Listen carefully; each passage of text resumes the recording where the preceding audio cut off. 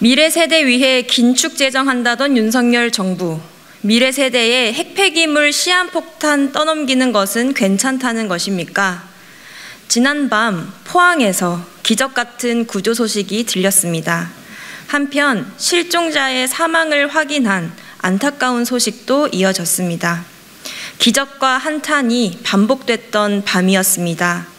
태풍으로 돌아가신 분들의 명복을 빕니다.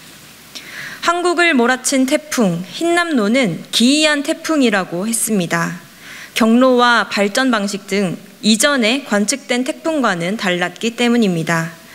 전문가들은 이는 기후위기 징후이며 태풍 피해 축소를 위해 온실가스 배출을 줄여야 한다고 임모아 말하고 있습니다.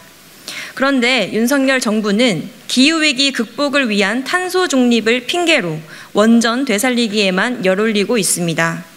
지난 8월 대통령실 인사개편 일환으로 정책기획 수석실을 신설했고 정책기획 수색비서관에는 이관섭 전 한수원장을 임명했습니다.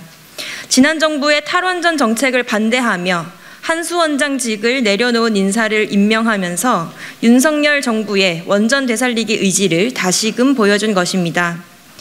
기후위기의 명확한 징후였던 태풍 흰남노가 한국 영향권에 다가오고 있던 지난 5일 산업부는 원전은 직접적인 온실가스 배출이 없으며 전주기적 관점에서도 온실가스 배출이 가장 적은 에너지원이라며 원전을 치켜 세웠습니다. 하지만 정부는 전주기전 관점에서 핵발전 후 발생하는 핵폐기물 처리는 빼놓으며 국민 안전을 등한시하고 있습니다. 미래 세대 위에 긴축 재정한다던 윤석열 정부는 미래 세대에 핵폐기물 시한폭탄을 떠넘기는 것은 괜찮다는 것입니까?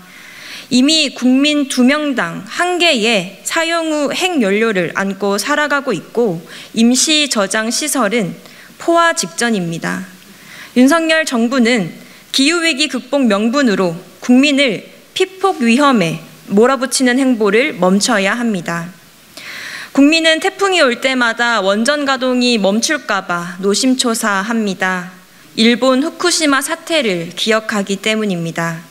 위험했던 과거를 외면하면서 미래를 대비할 순 없습니다.